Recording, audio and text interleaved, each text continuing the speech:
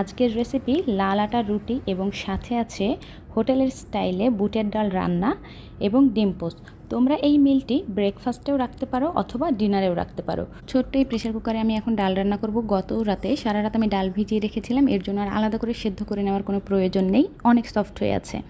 কুকারে সয়াবিন তেল দেওয়ার পরে এখন দিচ্ছি পেঁয়াজ কুচি, আদা রসুন বাটা একসাথে এবং গরম মশলা এবং ছোট্ট একটু তেজপাতার টুকরা।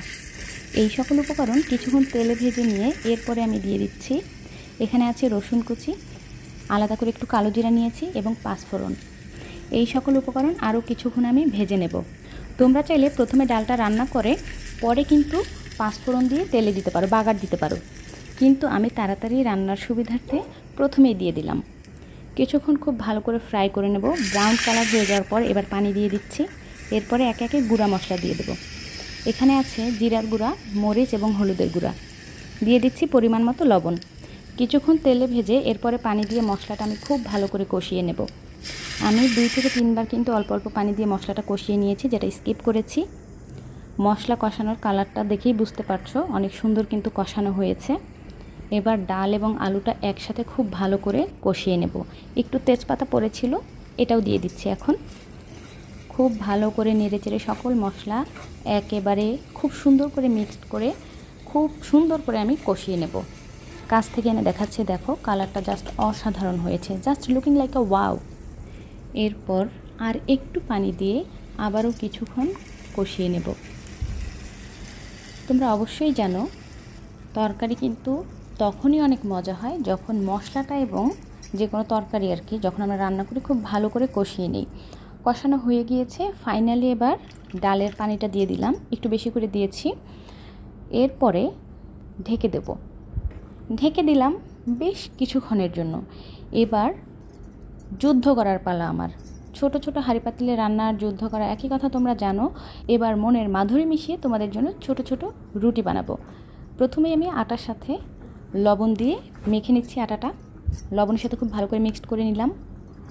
কাছ থেকে দেখাই, দেখো। এরপরে অল্প অল্প করে পানি দিয়ে খুব সুন্দর করে আমি আটার ডো তৈরি করে নেব। আর পাশে যে ছোটো বাটিটা দেখছো এর মধ্যে আমি কিছুটা পরিমাণে আটা তুলে রেখেছি। রুটি বেলবো যখন তখন এই আটাটা ইউজ করবো এর জন্য। খুব সাবধানের সাথে কাজ করছি। ছোট রান্নাঘর নোংরা হলে এবং অগুছালো হয়ে গেলে শুরু থেকে আবার সব কিছু ক্লিন করতে হয় এবং এটা কিন্তু ভীষণ পরিশ্রমের। খুব ভালো করে আমি আটাটা মাখছি। আটার পরিমাণটা দেখেই তোমরা বুঝতে পারছো, বড় একটা রুটি যত বড় তার অর্ধেক পরিমাণের আটা হবে এখানে। এই যে ছোট ছোট টুকরো টুকরো করে নিলাম আটার ডোগুলো। এইদিকে ডালটাও দেখো কত সুন্দর ফুটছে, কালারটা কত সুন্দর হয়েছে। বিখ্যাত এই রুটি বেলনিতে আমরা এখন রুটি বেলবো। ডান পাশে কুলাটা রাখলাম, রুটি বেলে বেলে আমি এই কুলাতে রাখবো। দেখো চোখের পলকেই আমি তোমাদের জন্য কত সুন্দর সুন্দর রুটি তৈরি করে ফেলছি।